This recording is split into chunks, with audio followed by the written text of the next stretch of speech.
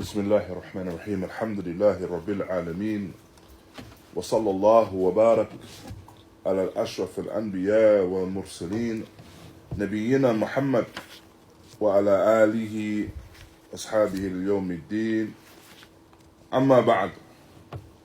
Alhamdulillah, by the fadl of Allah subhanahu wa ta'ala, we are able to resume where we left off from our duruus that we were going through with one another in ʿUmdatul Fiqh by Ibn Qudāmah, al-Maqdisī, raḥimahullāh. And where we left off, we were within the middle of Kitab al-Salah. And what we understand from this book, just as a quick reminder for those that are a bit unaware, this book is from the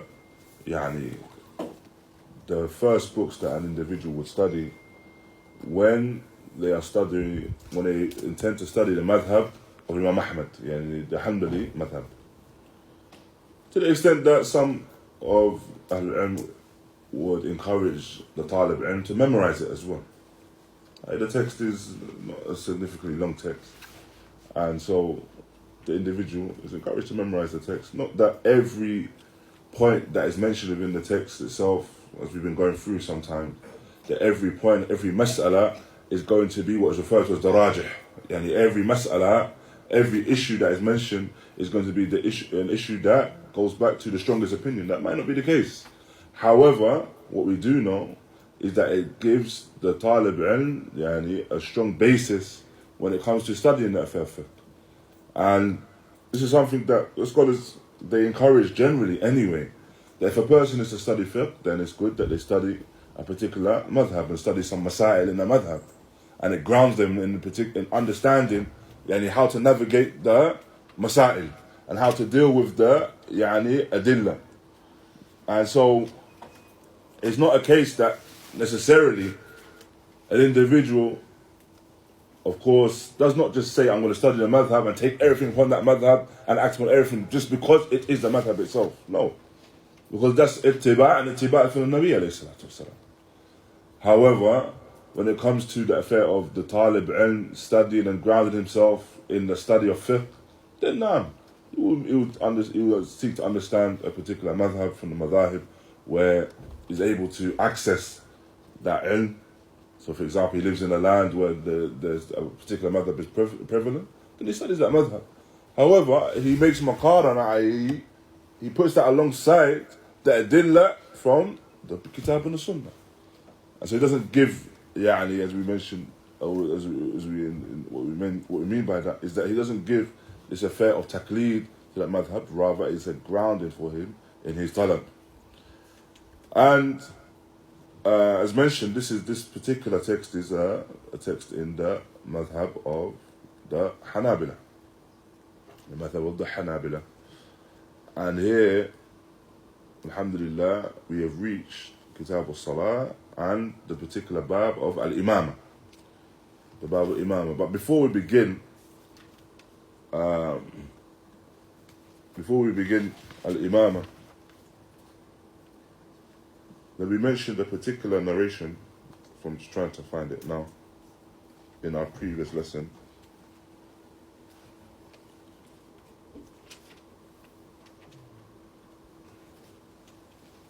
So the narration mentions as-salah fi rihal. As-salah fi rihal. And this is a correction. This is the narration of Jābirī ibn Zayd. And as a correction of this particular narration, in the previous lesson we mentioned, we translated as Salah fi rihal or Salah fi rihalina as being in our journey. But rihal is referring to that in reality the biyut, the manazil, the homes. So the Salah fi rihalina, al-rihal referring to the homes. Wallahu ta'ala a'lam. And now, as for today's dars, then we have, as mentioned, Bab al-Imāmah. So the chapter referring to the Imāmah, the imamship, if you like, the one that is leading the salah. And so the mu'allif, raḥimahullah, Ibn Qudāmah, he mentions Abu Mas'ud al-Badri أن رسول الله صلى الله عليه وسلم قال يؤم القوم أقرأهم لكتاب الله عز وجل فإن كانوا في القراءة سواء فأعلمهم بالسنة فإن كانوا في السنة سواء فأقدمهم هجرة ولا يؤمن الرجل لا يؤمن الرجل في بيته ولا يجلس على تكريمته إلا بإذنه. And so Ibn Qudāmah begins by mentioning this particular narration. I mentioned this particular narration which is found in Sahih Muslim. A particular narration which is found in Sahih Muslim. Where the Messenger of Allah sallallahu alayhi wa sallam, narration of Abu Mas'ud al-Badri, that the Messenger of Allah sallallahu alayhi wa sallam mentions that the individual that leads the people should be the one that is most proficient with the book of Allah Azza wa Jal, and the one that has memorized the most Quran. If their qira'ah is the same, either memorization or the recitation of Quran is the same, then the one that possesses the most amount of knowledge of the Sunnah. If the knowledge of the Sunnah is the same, then the one that has proceeded in Hijrah. And another narration mentions as well, if they are the same in Hijrah, another wording, if they're the same in Hijrah, then the one that precedes in age. And thereafter, he mentions, and then a man does not lead another man within his home, nor does he take from his honor in relation to his ownership, except with his permission. And so what is understood from that is, no doubt, if a person is within his home, then it is he's the one that has the ownership of that home. He's the sultan of the home. And so no doubt an individual does not lead the salah in the home of another except with his permission. And so Shaykh ʿUbayd, raḥimahullah, he mentions that this particular chapter is a bayan al-ahkam al-imāmah. So this particular chapter in and of itself is a clarification and an explanation of the ahkam, and the ruling when it comes to the imam, the one that leads the salah. وَمَنْ يَصْلَحْ لِلْإِمَامَةِ, and who is befitting to lead the salah. And so we understand this, like who is the one that's befitting to lead the people? Who is the one that's befitting to lead the people in the salah? And the answer is the Qari al-Kitab. Yeah, the Qari.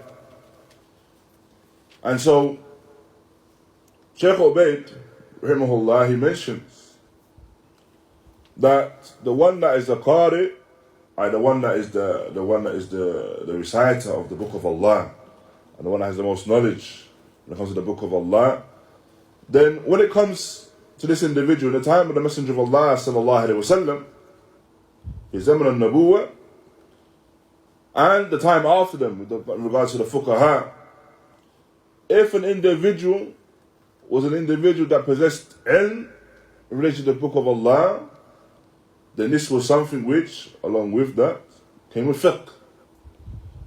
And so it wasn't a case of he's just hafidh of the Quran. He just memorized the Quran and that's it. No, rather, we understand from that he has memorized the Quran with the fiqh of that which is found within it. We understand that due to the narration of Abi Abdurrahman al-Sulami, where he mentions, قال حدثنا الذين كانوا يقرؤون القرآن عثمان بن عفان وغيره أنهم لا يجاوزون 10 آيات من فم رسول الله صلى الله عليه وسلم حتى تعلموا معناها وعملوا بها. And so this narration of Abi Abdurrahman al-Sulami, he mentions that we spoke with those that used to recite from the book of Allah, and we used to recite the Quran. From them Uthman ibn Affan and other than him. And that they would state that they would not surpass anything from the book of Allah, I surpass 10 ayat, except 10 ayat from the mouth of the Messenger of Allah sallallahu alaihi wasallam, except that they learnt those ayat by way of their meanings, as well as they acted upon it. So they did not surpass 10 ayat, except that they learnt those ayat, they learnt the meanings of those ayat, as well as the affair of acting upon it. So we understand from the acting upon the ayat, or the learning the meaning of the ayat rather. What do we understand from that? When we say that the individual learns the meaning of the ayat.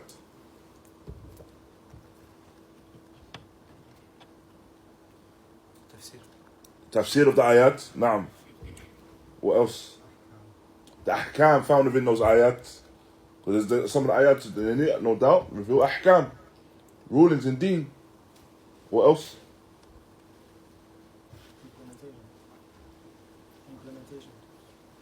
And that's after, but in terms of what about learning the meaning? So learning the meaning, no doubt, the tafsir. Naam, learning the ahkam. Naam, something else as well.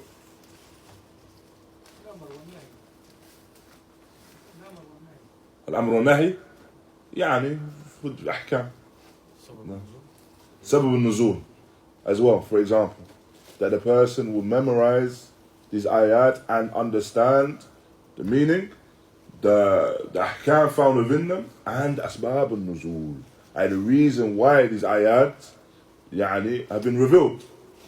If it is the case that these ayat that has been revealed to us, the reason. And so thereafter they will learn the ma'na of these ayat and then act upon them as well, before going on to the next 10. So we understand from that is that when the Messenger of Allah sallallahu alaihi wasallam here is referring to those that aqra'uhum li kitabillah, that he alayhi salatu wassalam is not just referring to the one that has memorized the most or has the best tajweed. Rather, aqra'uhum li kitabillah is the individual who's memorized these ayat and he knows the ma'ani, the meanings of these ayat. So he has the fiqh of these ayat as well. And so it goes back to the affair of his ilm. It goes back to the affair of the knowledge that he possesses. And what we understand from that as well, from the same narration, Abi Abdurrahman al-Sulami goes on to mention as well, قال وكانوا يتعلمون العلم والعمل. So they used to learn ilm, the knowledge itself, and the amal. And so this is the affair when it comes to someone that has memorized from the kitab. Wallahu ta'ala a'lam. However, if the individual is regarded as the qari, referred to as the qari, however, he does not possess ilm al-shar'i. So the individual does not possess knowledge in the sharia. So what we understand from this individual, the person is a qari, he's a reciter of the Quran. Maybe he's half of the Quran. So he memorized ayat. And he memorized ayat and he's proficient when it comes to tajweed of the ayat. Now, in this case, then the one that leads them is the one that possesses the greater amount of knowledge when it comes to the Sunnah. Now, why? Because if this individual has greater amount of knowledge of the Sunnah, then he's going to have knowledge of what? The Quran and Ahkam, the rulings. Remember, if we're talking about the individual leading the people in Salah. So if he's leading the people in Salah, now, no doubt he has to possess ilm when it comes to the Salah itself, or possess ilm when it comes to Imāmah. So what is upon him as an Imam? What can he do? What can't he do as an Imam? And so, if the person is in this scenario, then it's a case that he leads the people in salah if he has great knowledge of the Sunnah. Allah Ta'ala a'lam. This is from the kalam of our Shaykh ʿUbayd. Now, the Shaykh goes on to mention, and if they are equal when it comes to their knowledge, na'am, in this affair, then the one that takes precedence is the one that preceded in their Islam. The one that precedes in Islam. And if they're the same when it comes to the Islam, then the one that has preceded when it comes to Hijrah. And it's from the kalam of Shaykh ʿUbayd, raḥimahullāh. Now, thereafter, Ibn Qudāmah goes on to mention the narration of Malik ibn Hawarith, وصاحبه إذا حضرت الصلاة فليؤذن أحدكما ولعمكما أكبركما. نعم، فإذا حضرت الصلاة فليؤذن أحدكما وليعمكما أكبركما. نعم، وليؤمكما أكبركما. نعم. And so we have the narration as well of Malik ibn al-Huwayrith. And he mentions that if the salah has come, then this is in relation to the affair of the one that is traveling. Shaykh mentions the one when two individuals are upon a journey. Naam, or can be other than that, but primarily a journey. We'll come to that after. Then one of you calls the adhan, and the elder of the two, the most senior of the two of you, leads the other in the salah. Naam, so one of you calls the adhan, and the elder of the two of you leads the salah. So, why do you think this is referring to the safar and the journey, primarily, this particular narration?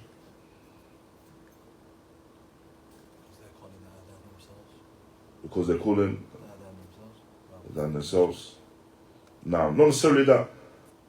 Not necessarily that. They're calling adhan themselves. Why do you think this is referring to a safar, the journey? نعم شيخ. أحكام القصر والجمع يكون في السفر لكن ما يكون في هذه الرواية. هذه أحكام تكون في السفر. نعم. Mentions only two people.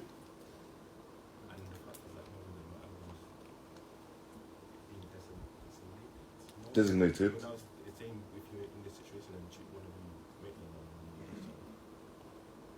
Say that again. I think you're right, but I don't know. For the masjid, you have one who's known to give the adhan. Yeah.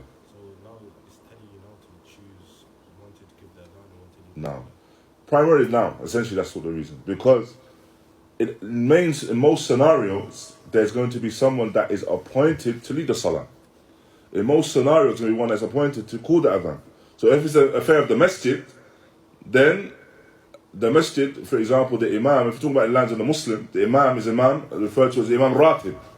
He's the imam that takes a wage. So that's his job. He's the imam of that masjid. Naam. Kada, al-mu'addin. Likewise, the mu'addin, generally, he's someone that's appointed for that masjid. If it's in the lands of the Muslims, then he's appointed by who? The Hakim, Wali Amr, Naam, the ruler. And if it's in the lands of non-Muslims, generally, then it's going to be appointed by those that are the mas'ulin of the masjid. Naam. So, the affair of this individual leading salah and that individual calling the adhan is not relevant, or not generally relevant, if we're talking about the affair of the masajid. Is that clear? However, if you're on a journey, then no one has been designated for that role. Likewise as well, even if we were to say that it's an affair or the salah has been established in the home, then someone is already designated as well. due to the previous mention of the narration. The home, who's the one that's designated if it's in someone's home? Sahib al-Bayt, the person whose home it is. So generally speaking, when we have a narration such as this, then it's referring to safar. Referring to the affair of the journey. Na'am. And so this is what we understand from this, and Allah Ta'ala a'lam. Likewise, as well as mentioned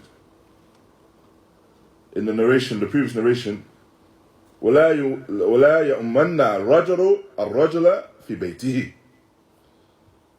And a man does not lead another man within his own home. Na'am. And so this is an affair of honouring an individual within their home. Honouring an individual within their home.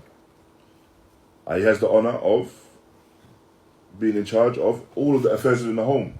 And from the greatest affairs, no doubt, is the ibadah that occurs within that home. So he's the one that is in charge of leading the salah. إِلَّا بِإِذْنِهِ. Except if he permits.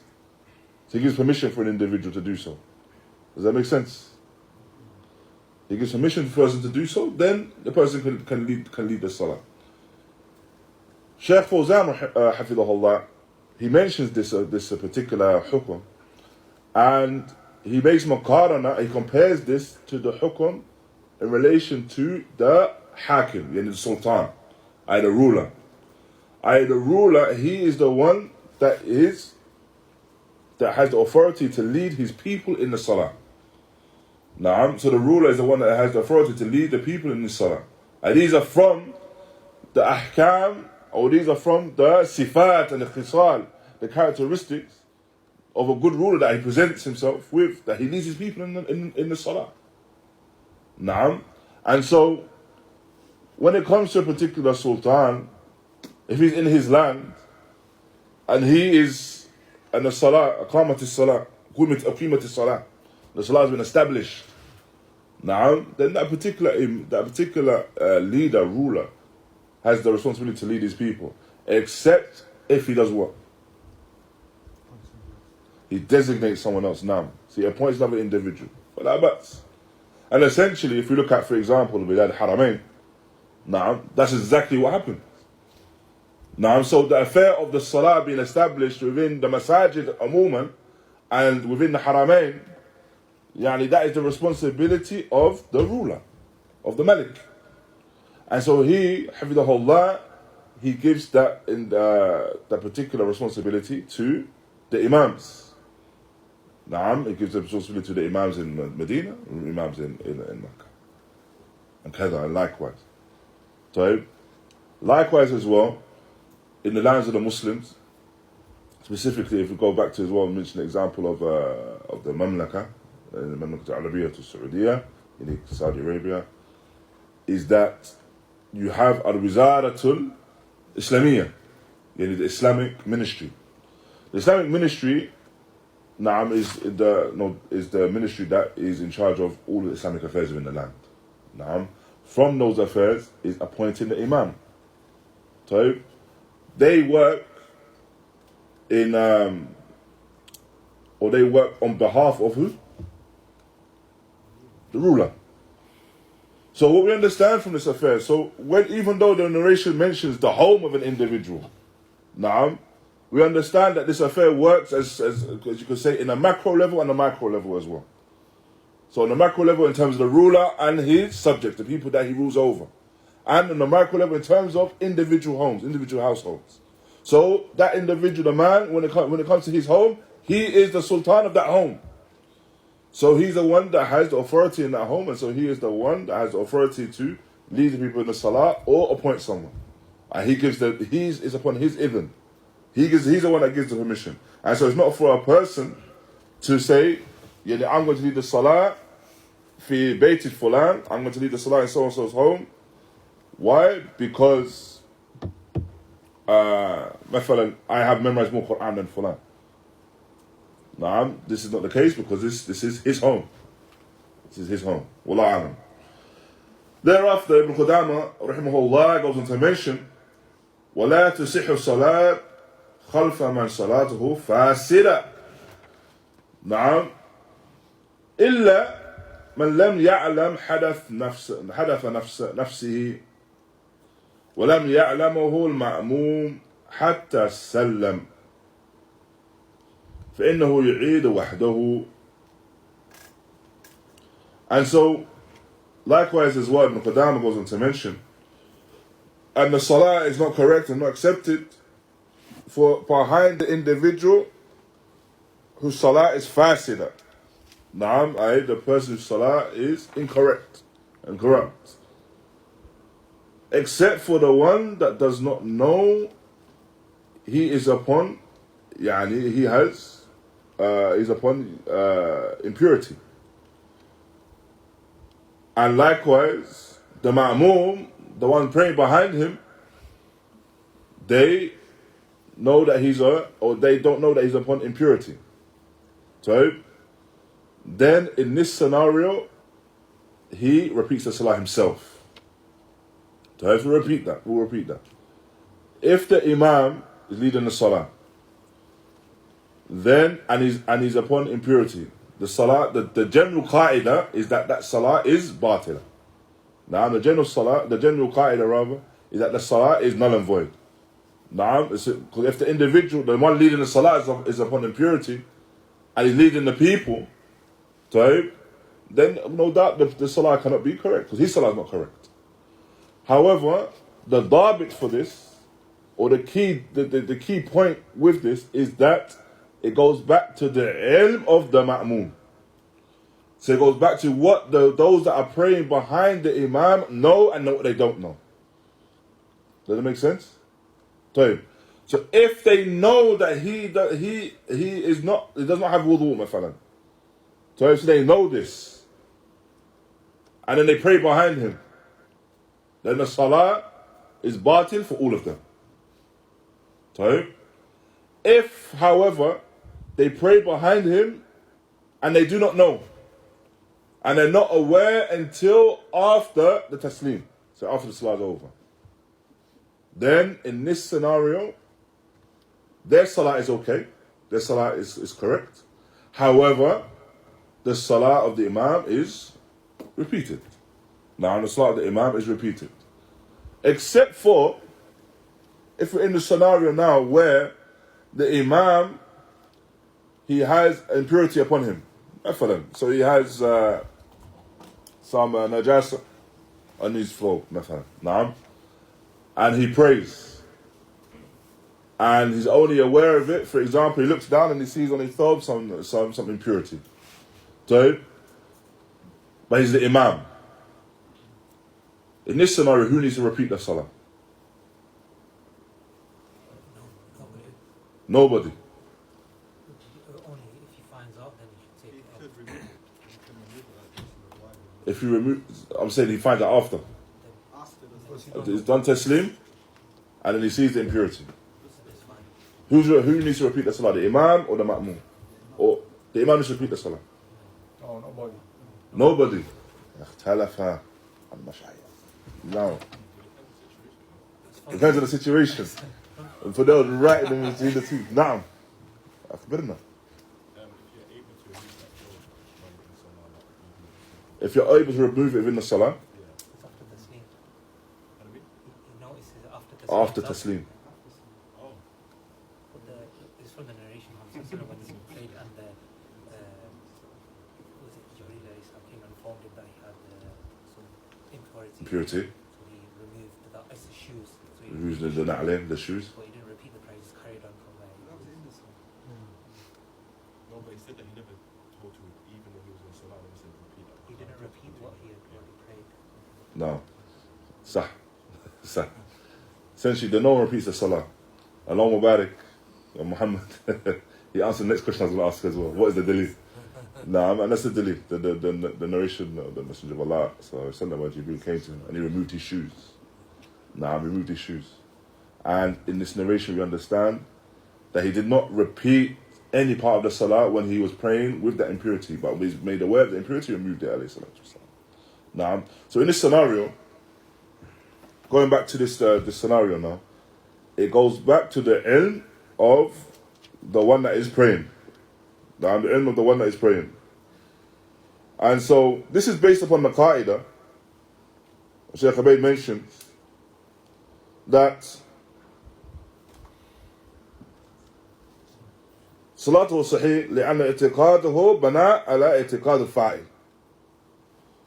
So, the salah is sahih, the salah of the one praying behind the imam. So, for example, the imam has no wudu, and the one's praying behind the imam. So, his salah is sahih because the affair is built upon the i'tiqad of the fa'il. What the belief of the one doing the action is. So what is the belief of the one doing the action? He believes he's praying behind an imam that has wudu. So he has that belief and that fiqh of the imam, he's praying with wudu. So because of the i'tiqad of the fa'il, the one doing the action, then the affair is sahih, that his salah is sahih. Now, because he has wudu. He's a ma'mum, but he has wudu himself. And he's praying behind the imam with the i'tiqad that the imam has the wudu himself. Naam. So, bana'an al-i'tiqadihi, based upon his i'tiqad, what he holds and what he believes in regard to that imam, his salah is sahih. Does that make sense? Is that clear? Barakallahu feekum. Along with that, barakallahu feekum, if the imam prays the salah, naam, whilst knowing that he does not have wudu, mafalan, he has impurity, then what is done in this scenario?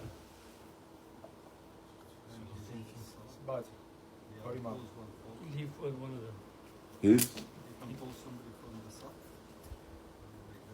No, in this scenario, he prays. Naam. So in this scenario, what he does is he repeats the salah. كما قال الشيخ ذكر الشيخ الشيخ ʿUbayd raḥimahullah وعليه بالتوبة. Naam, he has to make tawbah. Naam, he's praying whilst knowing that he's does not have the wudu to pray. And so in this regard, upon him is to make tawbah. So each of those scenarios. So we have, if we were to break them down, each one by one, then you have the scenario where the imam does not have the wudu. Naam, the imam does not have the wudu, and the people praying behind him know that he does not have wudu. Naam. Then the salah of everyone is batil. They're clear. Because they know. And we mentioned the affair is bana'an al-i'tiqadi. It's based upon what he believes, the ma'mum believes. The second is that he prays behind the imam that doesn't have wudu, but he believes he has wudu. Then who repeats the salah? The imam and not the people. And then you have the scenario, and in each of these scenarios, the imam believes he has wudu. Naam. Then this next scenario is where the imam, he has the ilm that he doesn't have wudu. However, he leads the people in the salah. So, and the people pray behind him and they know he doesn't have wudu. Then who is it upon to repeat the salah? All of them. And then the fourth one, the imam knows he doesn't have wudu. The people believe he has wudu. Na'am. And then he prays and finishes salah, then who's it upon to repeat the salah in this scenario? The imam, and also what is upon him? At-tawbah. Because he is athim. He's blameworthy, sinful for that. So, now. Second to last scenario, the people that were following the imam, is it upon them tawbah they knew that he didn't have No. Yeah. Likewise, now I'm saying. Because they're praying behind the imam whilst they knew that he didn't have wudu. Now, so it's an affair that the person is athim for that, because you're doing the action whilst you know that you're opposing the Sharia and the hadith of Nabi alayhi salatu wasalam. Now, because by way of hadith that you have to have wudu, you have to have tahara before the salah, and if you don't do this, then you oppose that. Wallahu alam. And so Ibn Qudāmah goes on to mention, وَلَا تَصِحْ خَلْفَ تَارِكَ الرُّكْنِ إلا إمام الحي إذا صلى جالسا لمرض يرجى برؤه. نعم. So we established that you can't pray behind the imam you can't pray behind the imam, generally speaking, that doesn't have wudu, yani it's not upon tahara, it has a hadith. Likewise as well, you cannot pray behind an imam that has left off a rukun. Now you cannot pray behind an imam that has left off a pillar of the salah. Naam. So a person, imam for example, he leaves off the ruku'. Now you can't pray behind the imam leaves off ruku', or sujood, or fatiha, or takbirat ihram مثلا. Naam.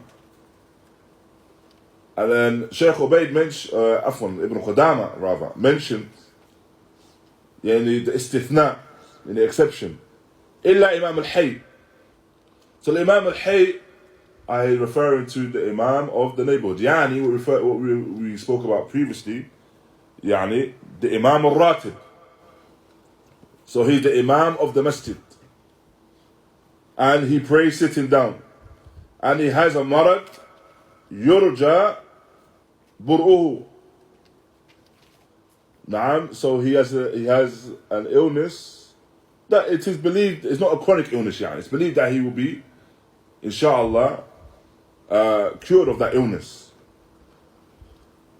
Then Ibn Qudāmah also mentioned, فَإِنَّهُمْ يُصَلُّونَ وَرَاءُهُ جُلُوسًا.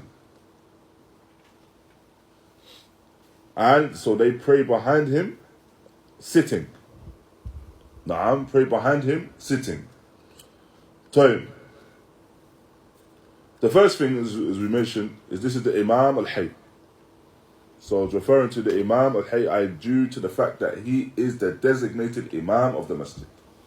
So, if now there's a scenario where there's not a designated Imam, so are we going to say that the one that can only sit down should lead? La. Rather, the one that stands should be leading the Salah if there's no one designated. However, this is an individual that is a designated Imam. This individual is a designated Imam of the Masjid. And so, this is why Ibn Qudāmah mentions that the individual prays whilst sitting. They sit with the Imam. My question, why do they need to sit? Why do they need to sit if the Imam is sitting?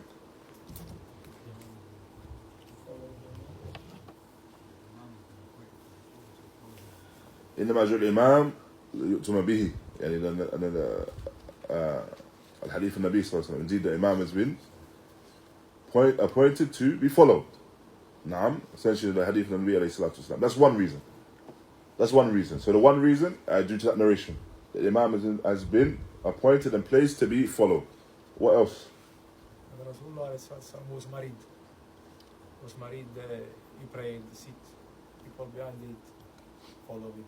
He behind it when he was married, the marad of his death, alayhi salatu wasalam. Now, the people prayed behind him, sitting. What else? Why is this the case? You don't precede the Imam close. You don't precede the Imam close. Why? Why can the people not stand whilst the Imam is sitting? Why can a person not say, I can stand, so why can't I just stand? Why or why not? Can't compete with the imam. Can't compete with the Imam? Nah, we're in the ballpark. The opposition to Opposition? to what he's doing. It's still there.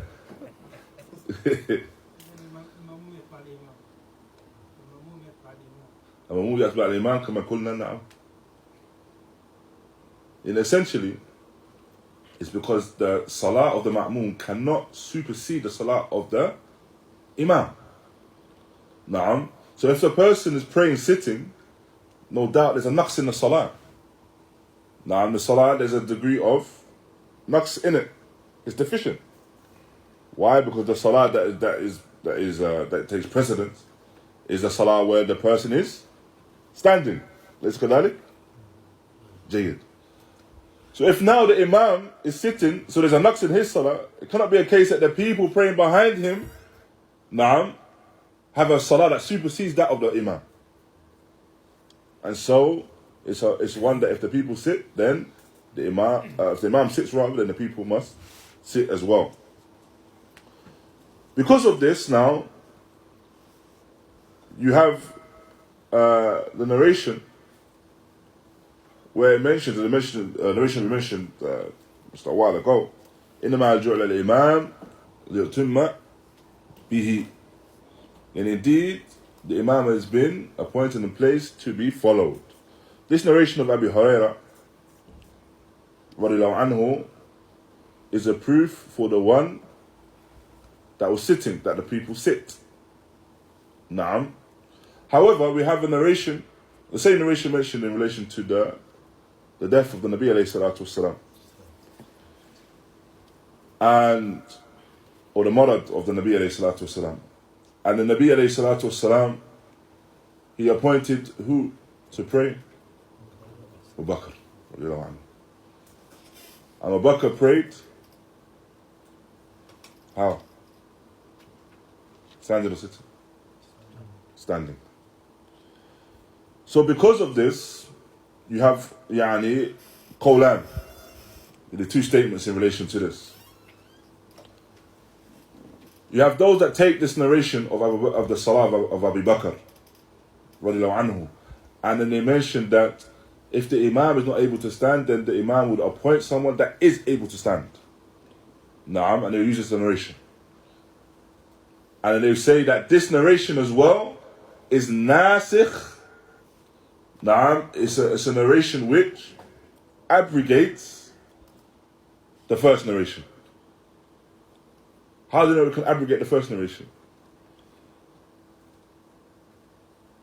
So this gets the brain cells moving, inshallah. How do you know it came after? It came after. Something about timeline as well. How do you know it came after? Towards the end of his life, alayhi salatu wasalam. So we know if any narration that came at this point in time, that almost definitely is going to come before anything, any other narration related to that mas'ala. So with this now, they say that this narration abrogates the narration before. However, then you have those that say you can make jam' between the two, that you can reconcile between the two. And in this jam', they mention that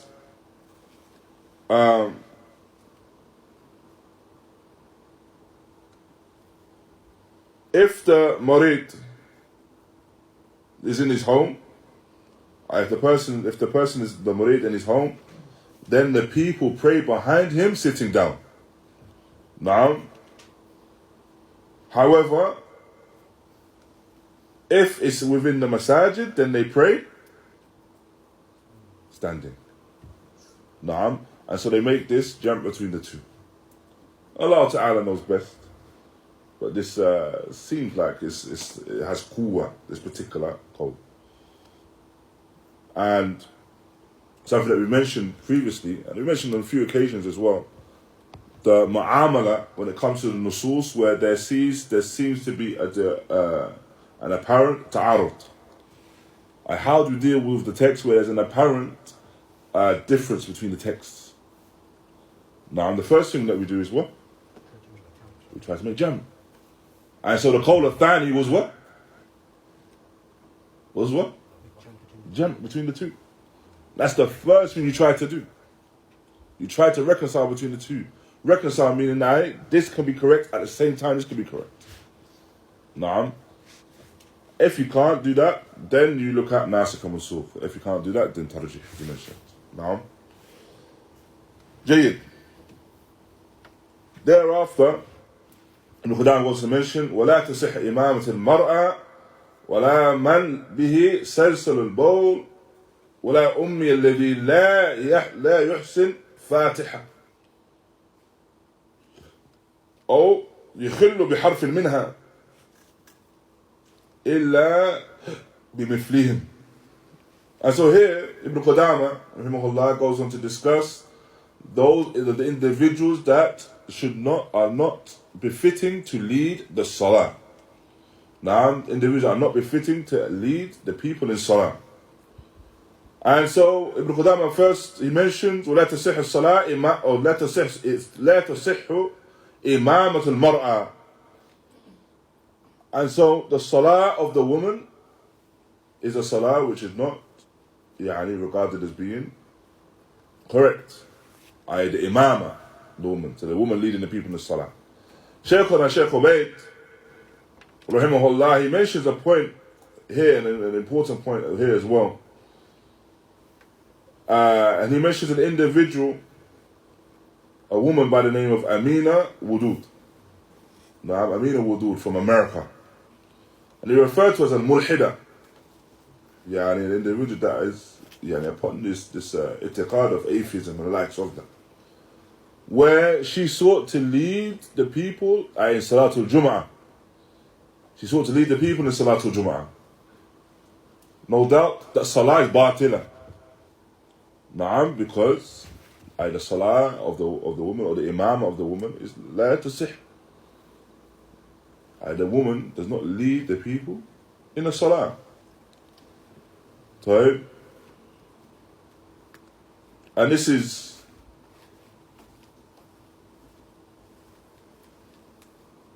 a fair relation to that.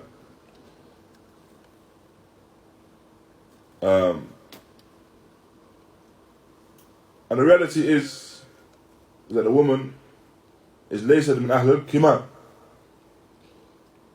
The woman that does not have the complete characteristics to be one of a leader. As the Nabi alayhi salatu wasalam referred to them, naqisat ad-din al-aql. They have deficiency when it comes to deen, and deficiency when it comes to their intellect and reasoning. And what we understand from this, barakallahu feekum, is that when the Nabi alayhi salatu wasalam, for example, mentions the naqisat ad-din, they have naqs in their deen, then how is this understood? How is this described and understood, barakallahu feekum? When they say the naqs and deficiency in deen, why they say deficiency in deen? They don't perform actions of ibadah, for the whole month. There may be times where they're restricted from ibadah from that month, due to menstruation, or due to person need to bleed, and other than that. Likewise, and when it comes to the affair of the salah, which we're discussing here, that there's no qadā for that salah. Whoever salah that she misses due to those affairs, then there's no qadā. She doesn't make that up. As for her fast, then in those scenario, she makes up the fast. However, the salah does not make up the salah. So don't for that, we cannot not now be said that this is the same as the one or the affair of the man that prays that, or is upon him to pray for every single day of the month. For him to. So if we say this now, and we put this in the context of the imāmah, I lead in the salah, then it cannot now be said that the woman should lead the people in the salah, she should be placed as the imam ratib, for example. But now she can't come for the next few days. Naam. She can't, or she just had a child. So that we don't have an imam for the 40 days. Naam. Yes. The reality is that the affair is one for the rijal, wallahu a'lam.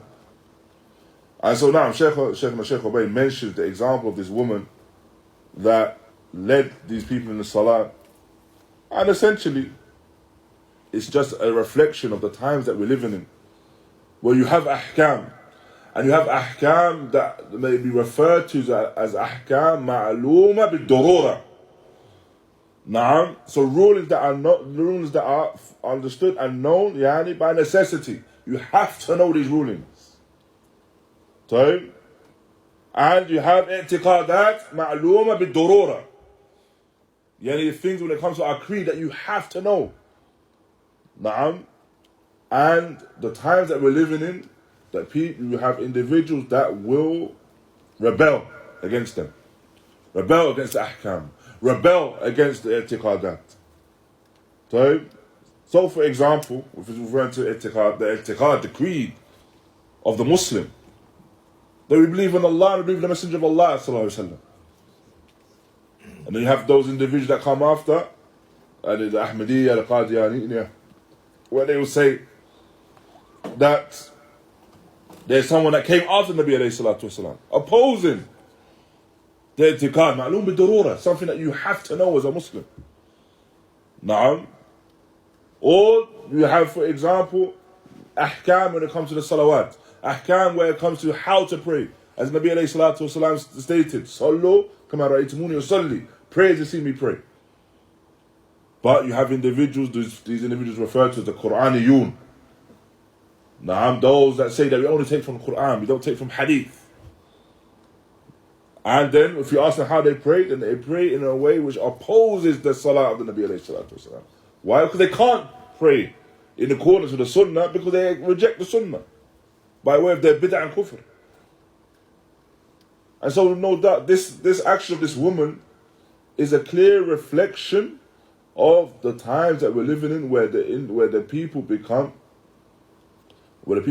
led astray essentially by the shaitan and beguiled by the shaitan to essentially oppose anything which was generally accepted by ijma' by the Muslimin. The Muslims accepted these things without any discussion. And so now Ibn Qudāmah mentions these examples of individuals that the individuals that the salah should not be prayed behind. And he also mentions the one that has salsul al-bawl, the individual that has incontinence, urinary incontinence. So they cannot stop urinating, essentially. Shaykh ʿUbayd mentions a good point in relation to this, that if a person is musab, so he's a person that is afflicted with this, then the ruling upon him is that he washes any form of impurity, and he performs the salah. He makes wudu and performs the salah. Wa salatuhu sahih. And so if his salah is sahih, then no doubt the salah of those that pray behind him is sahih. And so it cannot be said now that the person cannot lead the people in salah, essentially, and Allah knows best. However, if now, for example, this individual, he suffers from this, and he suffers from it to the extent that it affects where he's praying or how he's praying and likes of that, and of course it's not la yaslah. It's not something that's befitting for him to lead the people in the salah. Na'am, it's not befitting that he leads the people in the salah in that particular scenario, and Allah Ta'ala knows best. And thereafter, Ibn Qudāmah, he mentions the ummi, the illiterate one. And when he's referring to the ummi does not necessarily mean the one that is literally illiterate. However, the one, as he goes on to mention, tafsiran, the one la yusin fatiha, the individual that is not able to recite Surah al-Fatiha properly. Naam. And so thus such an individual should not lead the people in salah, except for, as I mentioned, illa bimithlihi. Naam, except for the one that is like him. The one that, so if there's two people together, for example, or it's a jama'ah, and none of them can recite Fatiha, then someone still needs to lead the salah. So this ajaz, this inability does not prevent them from the salah, of course. They still need to pray the salah. And so the comparison between the two, or the comparison with this affair, is the same as the one, for example, that is not able to perform the sujood. So he's not able to perform sajda. Sajda, no doubt, is a rukun. Just as the Fatiha is a rukun. So the Fatiha cannot be performed within the salah because no one knows Fatiha, my fellow. Or no one knows it to a good degree. So it's the same as the person, maybe due to a marad, due to an illness, is not able to perform sujood. It's still upon him to pray to the best of his ability. Naam, and this is the case. Likewise, Ibn Qudāmah goes to mention, وَيَجُوزِ الْإِتِمَامِ الْمُتَوَدِّي بِالتَّيَمُّمِ أو بِالتَّيَمُّمِ وَالْمُفْتَرِض بِالْمُتَنَفِّلِ. And so it's permissible for the one that is mutawaddi, naam, or the one that has wudu, to lead the one that has made yani tayammum. And the one that is praying his obligatory prayer, it's permissible for him to lead the one that is praying yani the nafila. Naam. Then he goes on to mention, وَإِذَا كَانَ مَأْمُومٌ وَاحِدٌ وَقَفَ عَنْ يَمِينِ الْإِمَامِ فإن وقف عن يساره أو فض وحده لم تصح صلاته. And so if the ma'mum, if the one that is being led in the salah is one individual, now then he stands to the right of the imam. He stands to the right of the imam and not to the left of him. And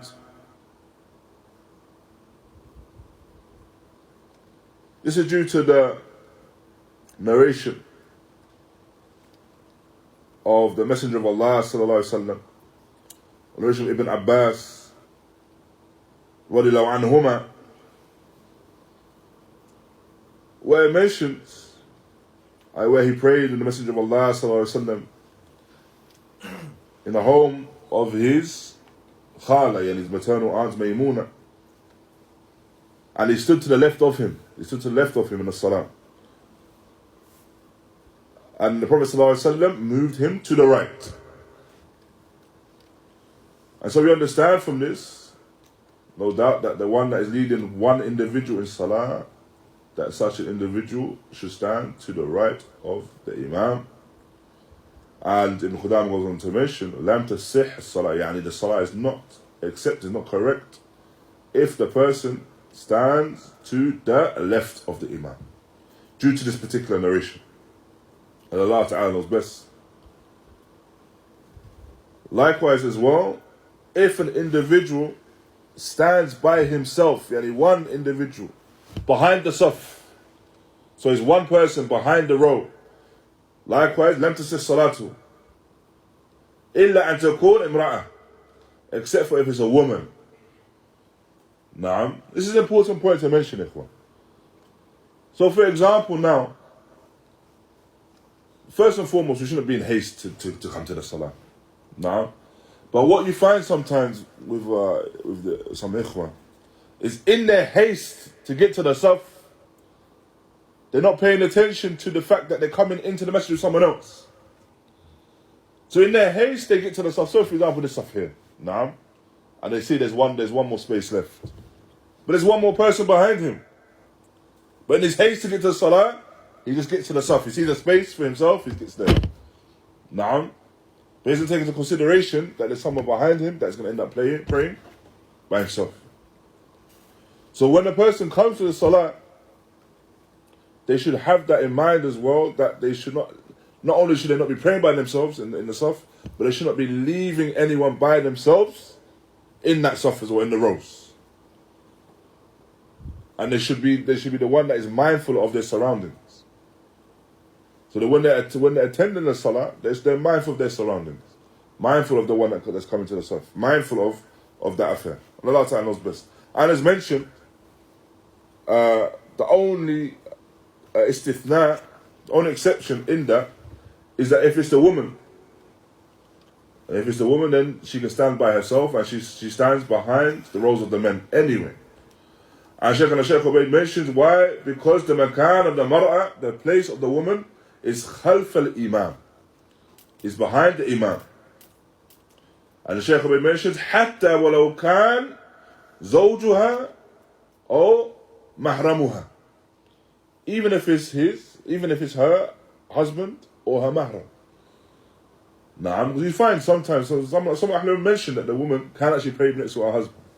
Naam, in the same manner, of course, as we mentioned. So the husband leading the salah, he's the imam, and the wife stand next to him. But generally speaking, as we understand, the makan of the salah for the woman is behind. So even if it's just two of them, the husband praying with the wife, then the husband should pray in front of the woman. Naam, at all times. And Allah Ta'ala knows best. Even though, Naam, as mentioned, you do find this, that you may find that there are some fatwa that mention that the woman can pray next to the man. Naam, but if in accordance with the other narrations that mention either the place of the woman where she prays and the benefit of where she prays, then that this is the best place for her to pray, and Allah Ta'ala knows best. Now, and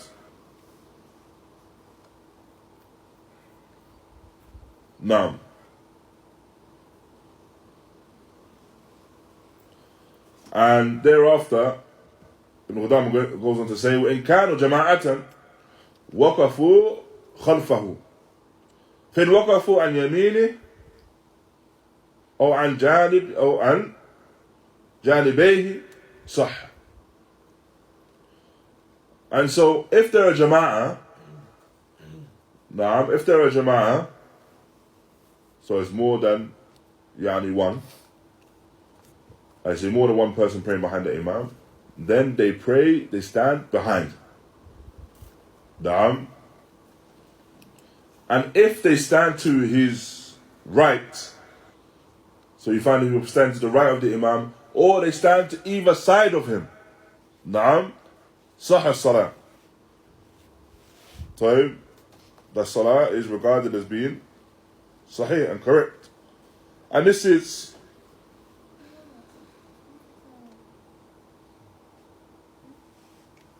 due to the narration of Ibn Mas'ud radiyallahu anhuma, وابن مسعود رضي الله عنه ويمشي صلى بين علقمة والأسود فلما فرغوا قال هكذا رأيت رسول الله صلى الله عليه وسلم فعل. And so this is narration of Ibn Mas'ud where he prayed between Al-Qama and Aswad. Between Al-Qama and Aswad. طيب Al-Qama wa Aswad.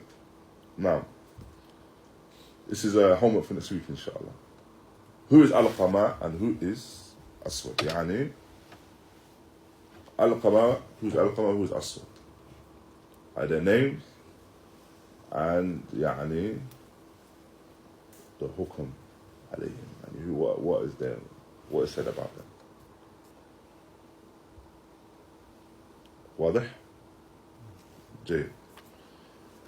And so he prayed between the two of them. And when they completed the salah, he stated, anhu, and this is what I had witnessed from and what I've seen from the Messenger of Allah sallallahu alaihi wasallam. The fact that he had one individual either side of him. Naam. Is what I've seen from the Messenger of Allah sallallahu alaihi wasallam. And this is a hadith which is found in Sunan Abi Dawud. Narration found in Sunan Abi Dawud, and this narration is sahih. This narration is sahih. And as for the Jama'ah, Ibn Qudāmah mentions, فَإِنْ وَقَفُوا قُدَّامَهُ أَوْ عَنْ يَسَارِهِ لَمْ يَصِحْ. And as for in the Jama'ah, if they stand in front or to the left, then the salah is not correct. And this is the qawl of Jamhur. This is the qawl of the Jamhur, the qawl of the majority. That if the individual prays in front of the imam, then the salah is batil. Now, a person prays in front of the imam, the salah is batil. Then you have the madhhab of Imam Malik, where they state that there is a istithna, or there's an exception to this, and this exception is if it's the hal al-durura. So if there is a durura, yani if it's a necessity, then in this scenario, you can pray in front of the imam. And what would the necessity necessarily be? No, there's absolutely no space behind the imam. So if there's no space behind the imam, and you still need to establish the salah. Generally what you'd find as well, that this would probably be in relation to which salah we'll be talking about. Salatul Jumu'ah. Naam. Why? Because the other salawat, you can say, okay, afterwards you pray after. If there's no space, naam, la bats, once they completed the salah, then we'll pray after them. Due to the durura, or due to the same durura, or the same scenario that they can't establish the salah with that jama'ah. However, with Salatul Jumu'ah, they cannot now say we're going to pray after. So, because there's only one salah that's established. And so once that salah is established after the khutbah, then the salah is over. And so then it can be stated that because of that scenario, the durura, yani in accordance with the madhhab of Imam Malik, that this is the scenario where the individual can pray in front of the imam. Any other time, then they have to pray behind the imam. Now, when صلت امرأة بالنساء قامت معهن في الصف الوسط. And so, if a woman prays with the woman, then she established the salah in the middle. Naam. And this is in relation to the woman, if the women are praying, by themselves, only the women. And Allah Ta'ala knows best. Naam.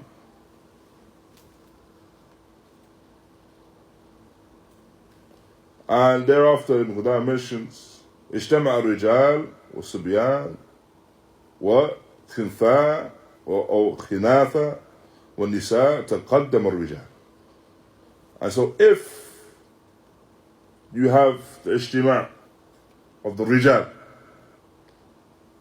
the sabyan, so you have the rijal, the men, the children, the nisa, and the mukhannath. Then the men take precedence. So the men, children, mukhannath, the women. The mukhannath is what? يعرف يعرف intersex. What's intersex? One that has both now, both the body parts of a male, and the body parts of a female. Now, and such an individual, they have the particular ahkam as well, specific ahkam. However, this is the one that literally has these body parts, the body parts of a male and the body parts of a female. So it refers to the mukhannath. Not this belief that we see now. This was referred to, belief is the stupidity, if you say, that we have now, where a person says, I believe I'm a man, but he has the biology of a woman. I believe I'm a woman. It's the biology of a man. Now, this person cannot now apply, say, I found some ahkam in regards to the mukhannath that apply to me. No. Because this goes back to the biology of the individual, and not what the person, due to a marad, and Allah Ta'ala knows best, believes within their mind. Naam. And so, if you have all of these individuals together, then the rijal lead the women. The rijal lead all of these individuals. It's the men that lead. Naam.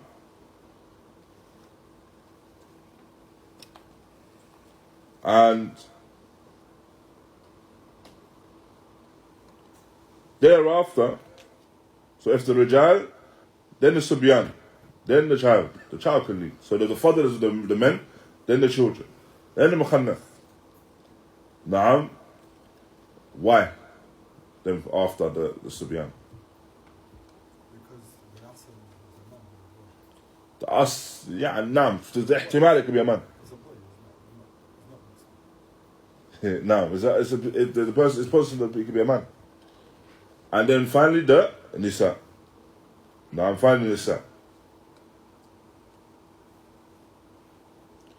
Thereafter, Qudāmah mentions, وَمَنْ كَبَّرْ قَبْلَ السَّلَامِ الْإِمَامِ فَقَدْ أَدْرَكَ الْجَمَاعَةِ. And whoever makes takbir before the imam gives the salam, then he has caught the jama'ah. Naam, he's caught the jama'ah. So the individual makes the takbir before the imam is made taslim.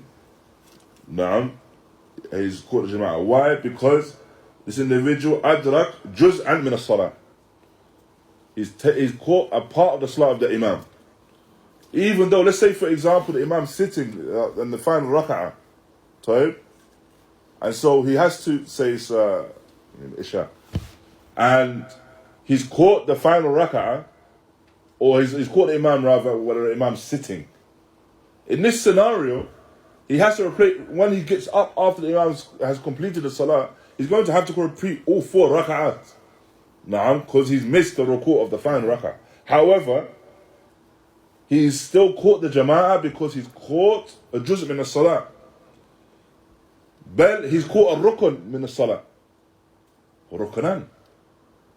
Naam. Or thalatha arkan, but because he's caught, what are the thalatha arkan? They all came to me at once. تشهد الأخير والجلوس نعم ولا وتسليم.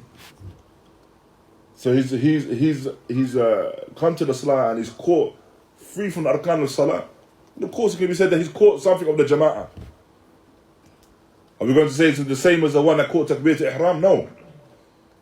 But at the same time he's caught something from the salah. And so in this scenario it can be said that he has caught the jama'ah. Wallahu a'lam. ومن أدرك الركوع فقد أدرك ركعة وإلا فلا. And whoever has caught the ruku', then he has caught the rak'ah of that imam. And if not, then not. Then he hasn't caught the rak'ah. Naam. And naam. This is due to the narration which is found in Sunnah Abi Dawud. إذا أدركتم السجود فاسجدوا ولا تعدوها شيئا ومن أدرك الركوع فقد أدرك ركعته. And this is due to the narration of Abi Hurairah رضي الله عنه, where he mentions that whoever catches the sajda then makes sujood and he with the imam and do not repeat anything from that. And whoever catches the ruku', then he has caught the rak'ah. And this is a narration which is found in the Sunnah of Abi Dawud. And Imam al-Albani, raḥimahullāh, mentions that this particular narration is sahih. And Allah Ta'ala knows best, and alhamdulillah, that concludes what we wish to discuss from this particular chapter. Barakallahu feekum ikhwa wa jazakumullahu khairan. Inshallah, next week we'll continue, and we'll continue on to the next chapter, which is the bab of Salatul Marid. The Salah of the Marid. Naam, tafadhal. ذكرت أن الإمام مالك قال إنه في استثناء أن يصلى إلى الإمام يعني يسبق الإمام في حال صلاة الجمعة فقط. يعني هذا الذي يعني يتبادر إلى الذهن. سؤالي إذا انتهت صلاة الجمعة هل تقام صلاة جمعة أخرى في نفس المكان؟ الذي يظهر لا، الذي يصلي صلاة الجمعة في المكان. في من يقيم الصلاة صلاتين، يعني من يصلي الجمعة مرتين تقام الصلاة مرتين في نفس المكان. أيوة فيه هذا يصح؟ لا يصح فيما يظهر، هذا لا يصح. لماذا؟ لأن صلاة الجمعة لها أهداف أيضا، لاجتماع الناس والاستماع للخطبة. هم يقولون فقط ضيق المكان والمكان لا يستوعب عدد المصلين تقام فيه صلاتان. فاذهب إلى مكان واسع لك، أو يعني اجمع المال حتى يكون المبنى يعني كافية للجميع، ولا ما نقول يعني خلاص، لأن إذا فتحت هذا الباب ونقول لأن هناك كثير من الناس. نعم. وكم صلاة بعدين؟ يصلي في بعض المساجد يصلي صلاتان للأسف وفي نفس المكان.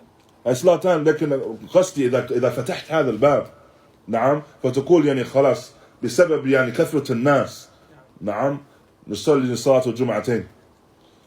فما هو ما هو المانع لواحد يقول يعني خلاص في أكثر الناس زادت عدد الناس زاد فنصلي 3 جمعات، أو واحد يقول يعني خلاص زاد الناس نصلي 4، بل حتى يكون هذا فيما حدث مع الناس بسبب أو بالنسبة لصلاة العيد. في بعض المساجد يصلون صلاة العيد من أول الصبح إلى ظهر، تقام صلاة العيد على كل ساعة. So there's only one Jumu'ah in one place. نعم. And one Salah for Eid in one place. One Salah Jumu'ah in one place, one Salah Eid in one place. Hold on. Barakallah feek, Allah yafadhal. Now the question was about establishing Salatul Jumu'ah in one place, يعني more than one Jumu'ah. Establishing more than one Jumu'ah. Now. But is it allowed or not To allowed? put it bluntly, not allowed. Huh? To put it bluntly, not allowed. No. Because there's nothing established in the Sunnah that where we would say that the person or the Jama'ah prayed more than one Jumu'ah in one place. Now, so if the Salat is established in one place, then the people attend that. If now we say it's because there's so many people, now, then go to a place that you can pray Jumu'ah. Or people get their money together and pay for the masjid to expand. Well, Now, it's come to now when you pray Salatul Eid. No. To eat. Nah, so this is the point I was getting to. That if we now say, okay, but because there's so many people, let's say we're going to allow more than one Jumu'ah. Then what ends up happening is that you've now opened the door to people saying, there's so many people, let's do 3 Jumu'ahs. There's so many people, let's do 4 Jumu'ahs. And I gave the brother the example that in some of the masajid you find for Salatul Eid, they say that because there's so many people, we're going to start Salatul Eid from the beginning of the morning all the way up to Salatul Dhuhr. Every hour at Salatul Eid for the people. So it takes away from the fadl of the Salah. These particular salawat have ahdaf, they have goals. They have things that we want to achieve. We don't just attend Salatul Jumu'ah just to attend. We attend to listen to a khutbah. We attend to be collective amongst the Muslims. If now you diminish that and take that away from the salah, then what ends up happening is that one person listens to one khutbah. He says, I'm going to go to this khutbah because I like that imam. Or I'm going to go to this khutbah because my work finishes at this time. And then it starts to become a choice of this issue of picking and choosing when it comes to the salah. The people, when it comes to the Salatul Jumu'ah and the Salatul Eid, it's established, the people attend it when it's established. If they cannot attend, then they try to go to a place that they can attend. If whatever's preventing them from attending, they need to remove that affair that's preventing them from attending. No. Jazakumullah khair.